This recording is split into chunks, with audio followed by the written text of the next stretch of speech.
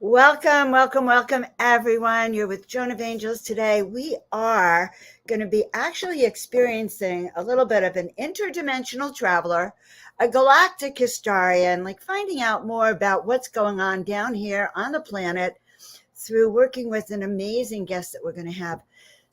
I'm just really excited. I think I'll just almost skip all the introductions. I'm Joan of Angels. I'm an intuitive guide. We are working with the Ascension Conference, the Sedona Ascension Retreat, and I have the privilege of introducing Debbie Solaris today. So before I bring her on, I want you to know she's an ET contactee, an interdimensional traveler, and a galactic historian. That's why we're so lucky to have her. So after a fateful ET contact experience a few years ago, Debbie awakened to her true star lineage and her higher calling. And through her ancestral connection with the Akashic Records, she's been receiving downloads of galactic historical information and universal spiritual knowledge ever since. And you're going to be able to find Debbie coming to the Sedona Ascension Retreat. But let's bring her on. Hello, Debbie. Welcome. Hi, Joan. It's great to be here. Thank you for having me. We met a couple of weeks ago when we were getting all set up, but for this live. But happy to be here doing this with you. Thank you for having me.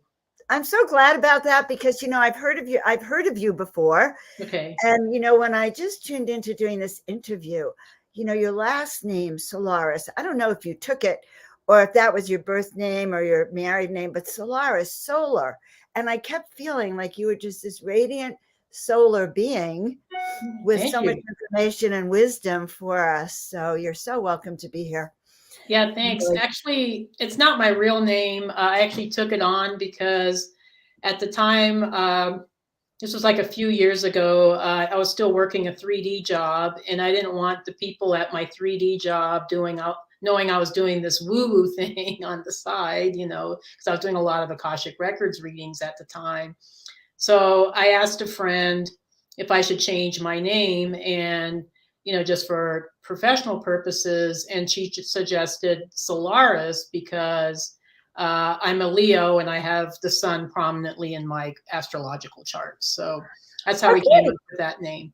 So I was right. Okay. Yeah, thank you. Yeah. You were given that name, just like Joan of Angels. I was given that name, but exactly, it's the right time to express the energy of where you are. Yeah. So I understand that. So I was listening to an interview you did with Suzanne, and you said you had like 2 contact experiences that woke you up.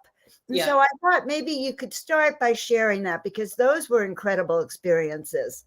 Yeah, that was definitely life-changing, to say the least. Yeah, I mean, right? I don't think, anybody after having such an experience like that will be the same afterwards, So, so basically what happened was, I'll give you guys the abridged version because I know you probably have a lot more questions for me. But so basically what happened was that in 2012, I was still relatively unawakened. I mean, I was aware of, the paranormal because my partner was into the paranormal, but I certainly wasn't. And I was just an ordinary person, just going to work. I had a relationship. And at the time, we were planning on moving from our respective cities in Colorado Springs and Denver.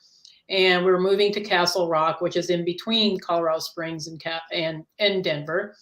And I was basically, I think, just wondering, I was starting to ask questions about things. Like things seemed to be different.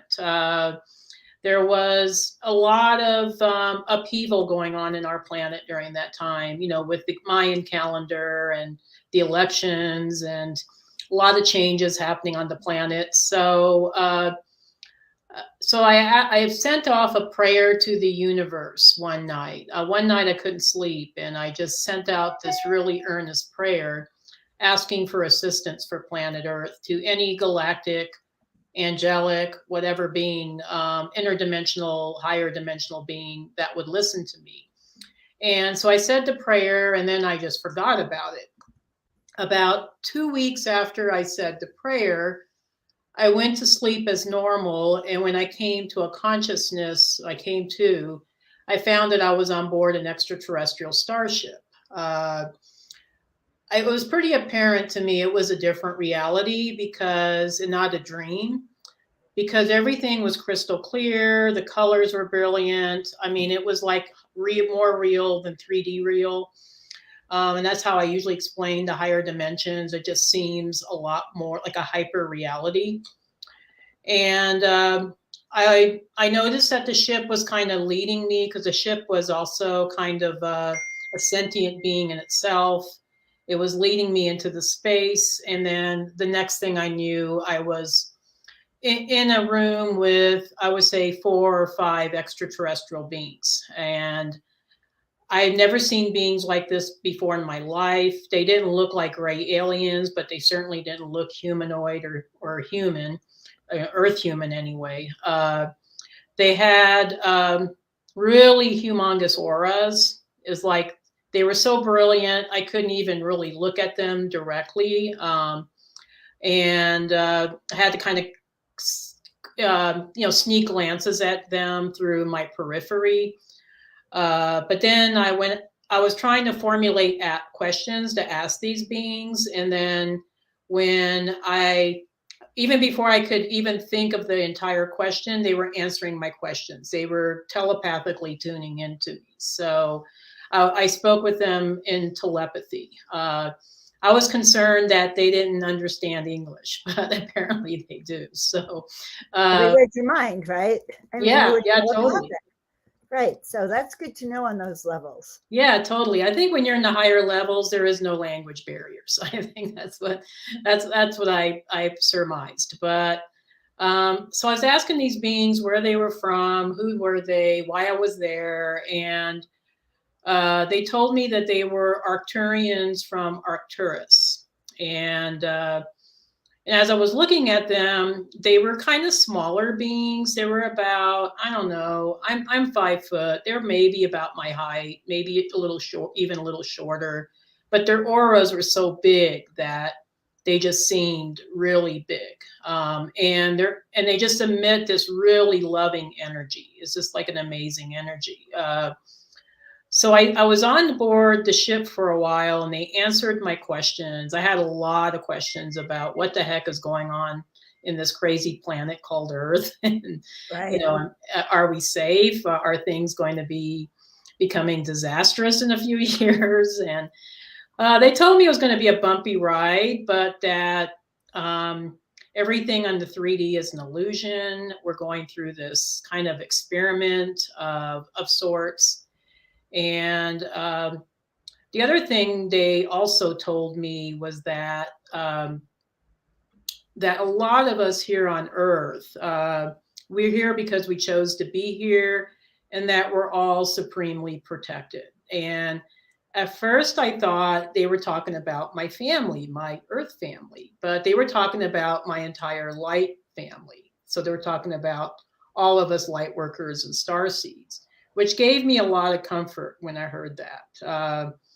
There was other incredible experiences on board the ship. They showed me around the ship. The ship was pretty amazing. I've never seen anything like it. It had technology even beyond our comprehension here on Earth. I can't even describe some of the things I've seen. It was just technology even beyond what we've ever experienced here on Earth. It seemed like it was comprised of light and plasma, and it was very organic. It just kind of shifted and changed, but it definitely looked like some sort of a craft. And there was hundreds of other beings on board this ship. So it wasn't just Arcturian beings. There was also, I would say, mostly humanoid type beings, but there was Pleiadians, Andromedans, Sirians, and somehow even just looking at them, I knew which ones were which was kind of interesting. But it was, I would say, an extremely life-changing experience. I was not the same person. And I went from being totally asleep to being completely awakened. It was pretty dramatic. I know not everybody has awakening experiences like that, but that was mine. So I'm glad that I mean, I'm glad now that that happened. I'm glad that I had that experience. But when I first had it, I thought I was going crazy. I didn't tell anybody for 2 years except for my partner, my husband, and two of my closest friends, or maybe three of my closest friends. But I thought for sure I was going crazy. But I had a lot of really strange experiences after my ET contact experience. So I had two of these visits. The first one was in May 2012. And the second one was in December 2012. And it was on board the same ship with the same beings. So that's kind of my ET story in a nutshell. I love that story. I love that story. When I first heard it, I thought maybe you had an NDE, near death experience, but then I realized that you actually asked for this encounter. Mm-hmm. You asked, and so I think that's so important for people to realize that once you can ask and totally. have this revealed to you. So it wasn't even a walk-in, okay, you're not. No, it wasn't even. It was more like an out-of-body experience, because I don't know if I was physically on board the ship. I was probably still in my bedroom, in my bed, but my consciousness was certainly on the ship. And people always ask me, like, well, what did you look like? And I said, well, I think I looked like myself, because when I would look at my hands or my body parts, it looks like it looked like my human self. So the Arcturians also told me something interesting, that I was part of their family and that I had chosen to be on Earth to work a big mission. And I didn't understand what they meant at the time. I was like, okay, this is kind of strange. But I guess after a few years, because this has happened about, I would say, it's been a decade now since that's happened. In the last decade, my mission has made itself, I think, very apparent since then. I understand. So were you? All right, I don't know how to rephrase this, but I'm going to. You mentioned that the Arcturians told you your mission, that you're actually here, you have a great mission, you're going to help inspire many, many people, which wasn't what you were doing in your day life. No, not at all. But like I know in my own story, I always had a sense that I was going to do something really big, that I was going to go around the world and heal. I never knew how it would happen, but I had a sense. And I'm wondering, did you ever sense, but then you weren't living it, so you kind of put it away? I think maybe when I was younger, I had a sense that I wasn't from here. So when I was, a child, I always had the sense that I didn't, like a lot of starseeds, a lot of us feel that we don't belong here, or Earth isn't our real home. And I certainly felt that way.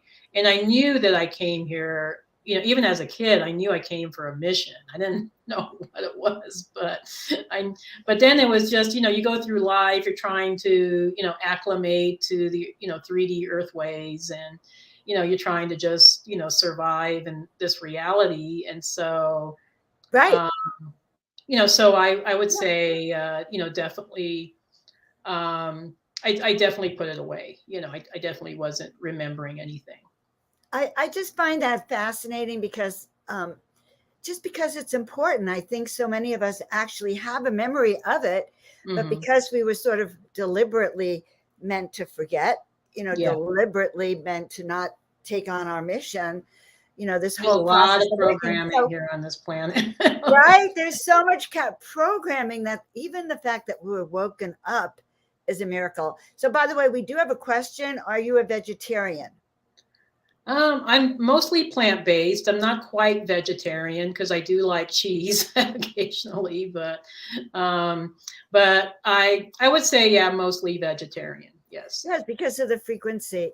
Yeah, so totally. Yeah, I do eat a high vibrational diet for sure. All right. So let's fast forward. You had this amazing awakening experience. you spend 2 years trying to be undercover with it. Yeah. God forbid anyone should know, but you're practicing and learning to live I with thought they were it. going to put me away in the loony bin. Well, you know what, love, you know that I know, but it was I at the do have time I was, friends that happened to, yeah, that they didn't use discernment in sharing their experiences. And we live on a muggle planet, you know, totally. we do. We live on a muggle planet. So even with our awakening experiences, we need to be protective, Oh yeah, totally. you know? And I think it was probably good that I kept it under wraps for a while. I think I needed the time just to process through what happened to me. And Oh, I get it. yeah. I And get it.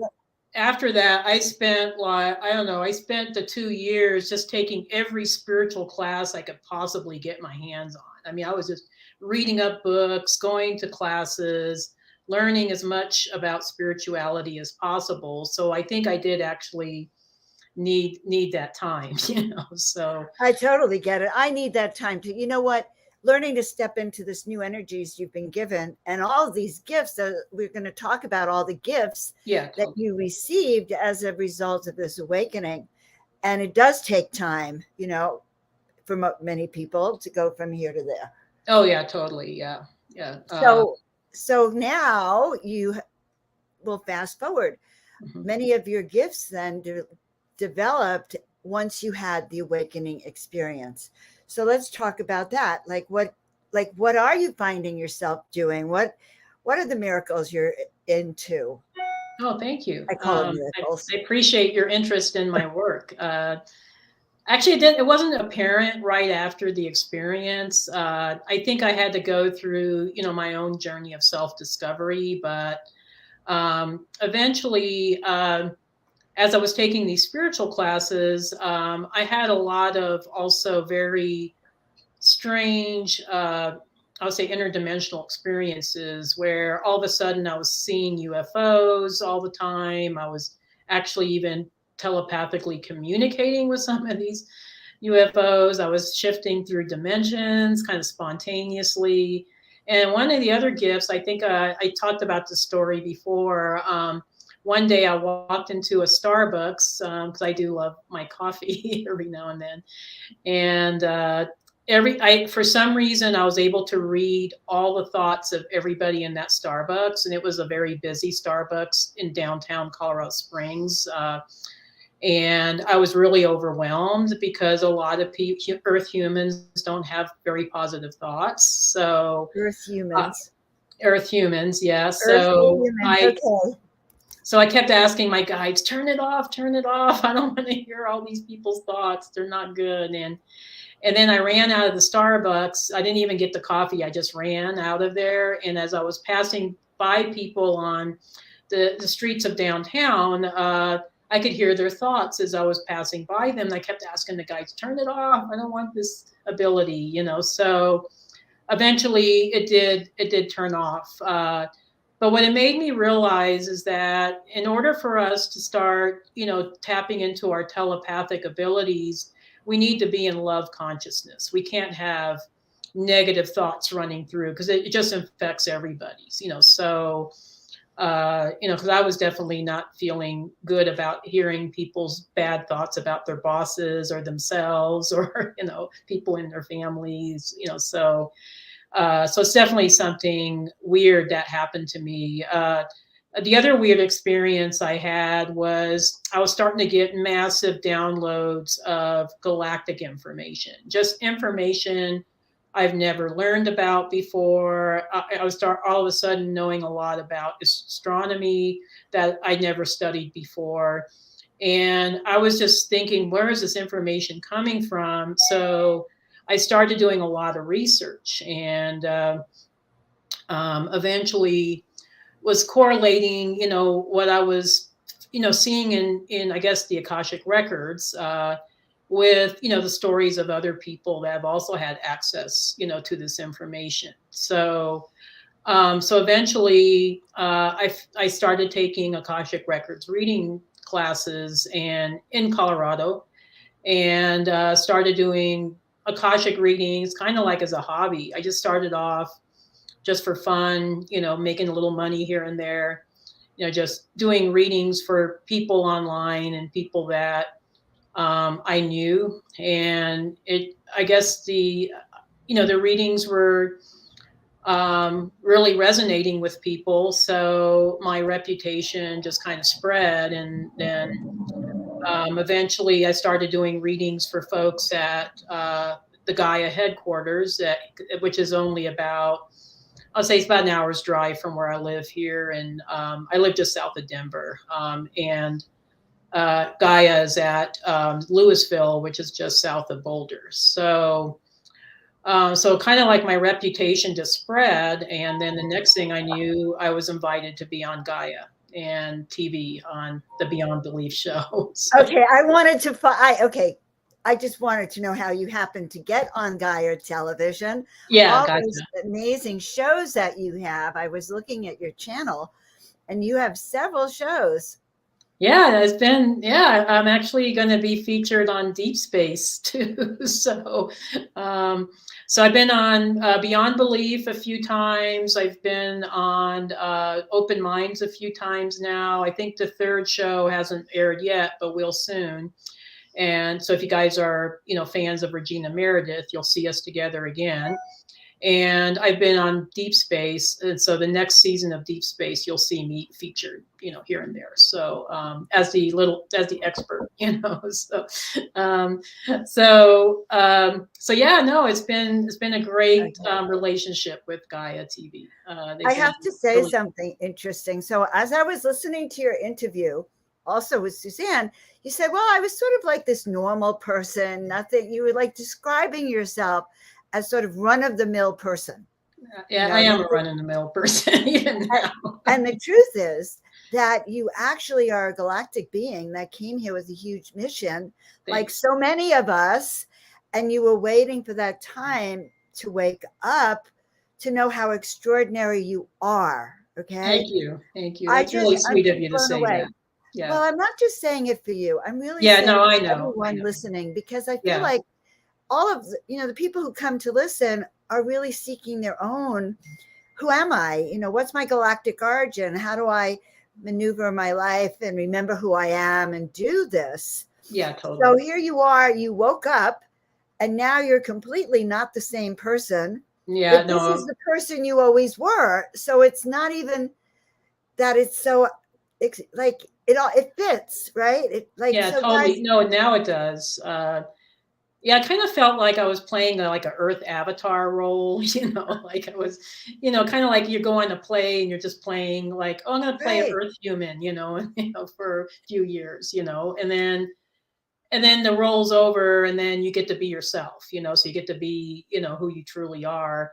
And the great thing I think the most gratifying thing about the work that I do is I get to work with many amazing people, people that, I either do personal readings for, or, come to some of my trainings. People with also extraordinary abilities, extraordinary gifts that are also just waking up to, their missions and what they came here to do on this planet. Right. No, absolutely important.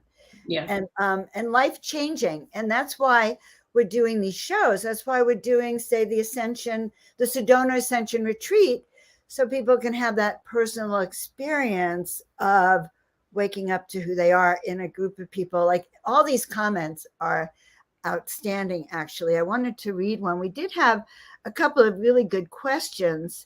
Okay, great. Yeah. Happy to answer. Okay, so let's see. God, they're going so fast. Wait. Yeah, I know. That's the way those chats are. Let's prepare ourselves. Okay. Oh, good. Grace is in Boulder Valley. So Susan wants to know if you're Arcturian. You're Arcturian. I feel you're Arcturian. No, I'm definitely an Arcturian starseed. The Arcturians made it very clear. So, and I really identify with Arcturus. I mean, more so, I think I've been in several systems. I don't know if I was there incarnated or if I think I probably incarnated in some systems, but I definitely identify with Arcturian. But thanks for that question. No, I love that. I love that. It is a good because you feel Arcturian to me. I'm Arcturian Thank as you. well. Thank you. Yeah. So we don't have to ask this question about what starseed you are, but here's a good question. Are you different on a different mission than say an indigo? Yeah, I I don't know if think you know so. Yeah. Ashayana. Yeah. Oceanic, Dean? Oceana Dean. Yeah. Yeah, I feel more like a way shower. I'm, what according to Dolores Cannon, I fall under the first wave category. I'm actually probably I'm an oldster, okay, so I'm old, but I fall under the first wave, so I'm more of a Blu-ray, I think. So I'm here just to kind of lay the foundation for the ascension. My understanding with the Indigos is that they're the system busters, so they came here to change up the system. So they come in with a little bit more rebellious energy. But yeah, great question. Yes, yeah, the Really first, good question. Yeah. yeah. So we all have a chance to get to know you and meet you in person at the Sedona Ascension retreat. So I want to hear what you're going to be offering there. Awesome. And what kind of experience we can have of you there. I'm going to be there also, by the way. Oh, that's awesome. I can't wait to meet you in person. I know we kind of interacted a little bit online, but yeah. And I'll get to meet all kinds of very luminous speakers. I mean, it's like you guys got like the galaxy of the most amazing speakers that are going to be at this event. So I just feel honored to be one of them. But so to answer your question about what I'm going to be offering, I am going to be doing a presentation. It'll be a combination of galactic history and how that galactic history of all these different star systems contribute to who we are today. So why are we the way we are, and why do certain of us have certain star lineages, but we have certain personality tendencies or health tendencies or traits. And I usually find that this kind of information is very empowering for people. It helps them to work with their own star genetics to really enhance, what they came here to do here on Earth, to break themselves away from the 3D matrix and to really step into their full potential. So that's the presentation I'm going to be offering at Sedona. And I'm going to have a booth too, and some members of my team are coming with me, and we're going to be selling. We're putting these together as we speak, but I created these little crystal kits with that are aligned with certain star systems. So if you're Pleiadian, you'll get a Pleiadian. You can buy a Pleiadian kit, or if you're Arcturian, you can buy a kit and they're all different crystals. Yeah. So your starseed kit. A starseed kit. Moly, for what particular starseed you are. Yeah. I know I got this download one night from my guides about what crystals really enhance certain star lineages. And so to give you an example, like, the Pleiadian crystals are usually like moonstone and amethyst and labradorite and aquamarine, so those are the ones that are aligned with the Pleiades. Arcturus is more like black tourmaline, red jasper, lapis lazuli. What's the other one? Apatite, blue apatite. Yeah. So good to know. Yeah. So those are the kind of things so you can come home with something in addition to hearing, the presentation. So I don't know. I like to always have something little to kind of, that is kind of like something that enhances our energies. So I agree, and it anchors in what you've learned from the whole retreat. It anchors in kind of that aspect of you. Oh, totally, yeah. And did you know Cynthia Crawford, who did the ET sculptures? Did you ever happen to meet her? I've never met her, but I have seen her sculptures, and they are freaking amazing. I mean, she got it down. I mean, that lady, she must have had a direct channel with these beings Well, because she did. She was actually a direct hybrid. Her father yeah. was in the military program. But I'm mentioning it because the moment I saw one of those star beings, I had to take it home. I have a Mm. feeling your star kit is kind of similar. Yeah. Like I Oh, had thank to you. take it Thank you. I hope home. it is. And it I hope began people like it. Yeah. right, right. Yeah. Oh my God, I can't wait to see your star kit Yeah. because No, this, it's gonna be beautiful, but and affordable. We want to make them as affordable as possible, so that everybody can have one if they want one. So so they're not ready yet, right? yeah, They're they're not not ready yet. We're okay. still working on them. Yeah. I love it. All right. We're Well, going to be guys, launching them at the conference. at the So, conference. That is also very exciting. And just to mention, George Nori is going to be there oh, with totally. Yeah. Tom, and My buddy you know George. Yeah. some very renowned people are going to be there. And I'm so really looking forward to your presentation, Debbie. Oh, I'm thank actually you. really, Thank you. I think I'm just looking forward to being in your presence. I feel like just you're a portal for the interdimensional and galactic beings. Oh, thanks. And so, Yeah. yeah. I'm So, still a any goofy last, human a lot of times, but thank you. I appreciate that. what was that? You feel I'm human a goofy sometimes? human. So, yeah. I, you might as well make fun of yourself as a human if we realize that, I laugh at myself a lot. I'm Yeah. probably a trickster for myself. I was told I could be a comedian, but I think this earth situation we find in ourselves, and the best thing to do is laugh. Oh, yeah, We totally. have to have a lighthearted point of It's the view. easiest way to raise vibration too. Uh, Yeah. so if you're really feeling pretty low vibe, just watch a comedy show and start laughing, Right. and Right. that'll just boost your vibration. Yes, start. There's a show I really tell my clients to watch called The Good Place when Yeah. they're trying to be a good human and get to heaven, and raise your vibrations. There's some great shows. Like I used to watch with my kids Third Rock from the Sun, which Oh is yeah, that was a fun one. right. The Yeah. ET family people, they come down on mission here and they have to take a human body. Like someone ended up in a menstruating female, a male. It was like just so important to laugh at ourselves. Anyway, this has been great. I have one last question for you. Which star family are selenite, shungite, fluorite associated with? Oh, that's a good question. I like that question. I'm not sure about shungite. I think that might be more of an earth energy, but selenite is Andromedan, and fluorite is usually Arcturian. So you're dealing with some high vibrations there. I love it. I love it. All right. So, how can people find you? They can find me on my website. I'm at DebbieSolaris.com. I think you were running the website underneath for a while. So it's DebbieSolaris, just like it sounds. I'm also on Instagram, YouTube, and Facebook. So just do a search for me and At Debbie Solaris. Is that how? yeah, Debbie Solaris. Yeah. Okay, we got at Debbie Solaris. I'm putting all this in the chat, guys. Yeah. And we can all find you at the Ascension, the Sedona Ascension retreat. Yep, I think I'll be one of the last speakers on the first day. I Nice. don't know. I have to look at the calendar again, but And yeah. I'm the first day also, kind of in the middle. Yeah. But I'm also co-hosting. I'm one of the hosts of the VIP party. Oh, very Which cool. I think is going to be really fun. I want to see Tom and George again. Just really looking forward to the event. Guys, Suzanne Ross puts on a fantastic conference. Yeah, I am going to plug for it because I'm going to be there.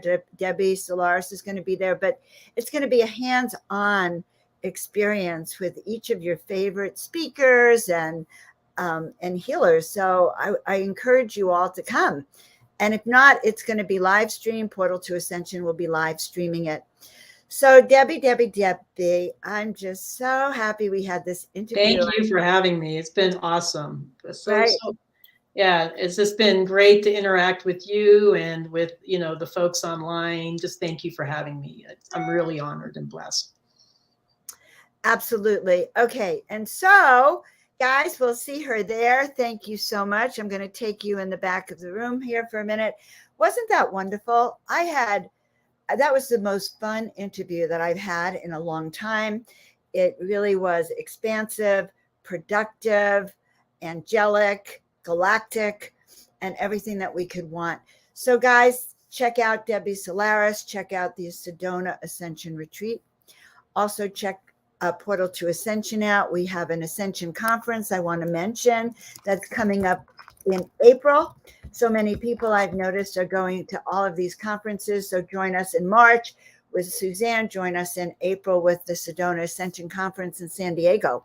The other thing I want to mention is that I'm Joan of Angels. I've been doing a lot of intuitive work, and I want you to start watching for my new soul mission activation programs that are coming out, and check out my soul awakening programs on the website as well. And so we'll see you all next time. Thank you so much. If you're new, please like, subscribe, and share. We're on several channels today. And as always, we love you. Step into the miraculous. It's